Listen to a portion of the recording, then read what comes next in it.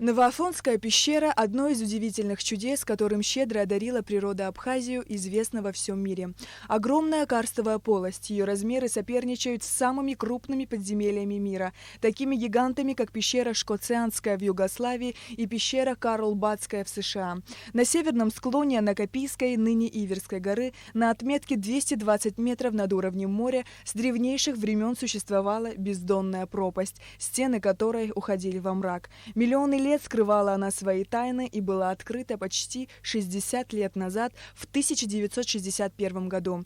Первым попытался спуститься в провал Гивис Мыр, житель Нового Афона. Без специального снаряжения на простой веревке он пытался достигнуть дна пещеры. Увы, длины веревки не хватило, но это не ослабило его любопытство. В том же году была организована первая большая экспедиция. В группу профессиональных спелеологов был включен и юный Гивис Мыр. Темнота, поглотившая свет фонарей, говорила о грандиозных, еще не виданных под землей объемах. Так была раскрыта тайна бездонной ямы и открыто настоящее чудо – пещерный комплекс из 9 залов. Туристам, приезжающим в Новый Афон, пещера стала доступна для посещения в 1975 году. А первую экскурсию ровно 45 лет назад провела экскурсовод Лида Хварцкая. Она до сих пор с волнением вспоминает тот день. Первая экскурсия была это официальные люди, работники обкома, горкома, райкома, гости из Москвы, из Перми. Ну, в общем, группа была солидная. Ну, я так справилась, ничего, нормально. Правда, очень я волновалась.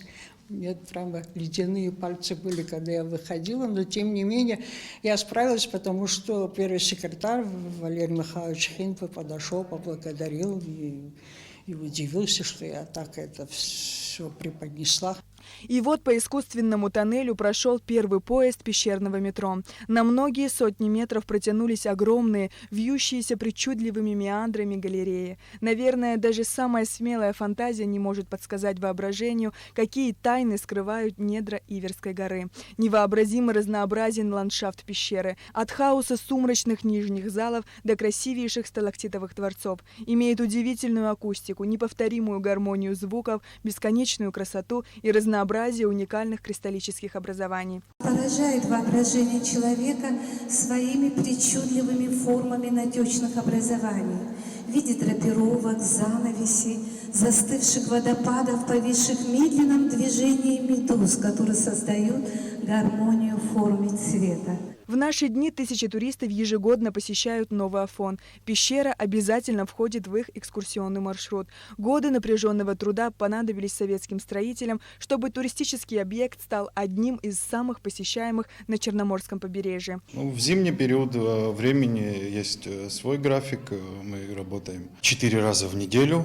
И в летний период это с 1 июня по конец сентября, даже по середину октября мы работаем каждый день без выходных. 9 залов в Новоафонской пещере, из них 6 подлежит экскурсионному маршруту, 3 не подлежат, они оставлены на исследование. Зимний период времени ложится, конечно, на новогодние праздники. Новогодние праздники до 4-5 тысяч практически каждый год посещали Новоафонскую пещеру. Летом поток существенно побольше, в зависимости от месяца, июль-август, до 2500 человек в день. Сегодня Новоафонская пещера закрыта из-за пандемии коронавируса. Однако, как только в стране возобновится туристический сезон, Новоафонская пещера вновь откроет свои двери для посетителей. Сария Кварацхеля, Тамас Чиковани, Абхазское телевидение.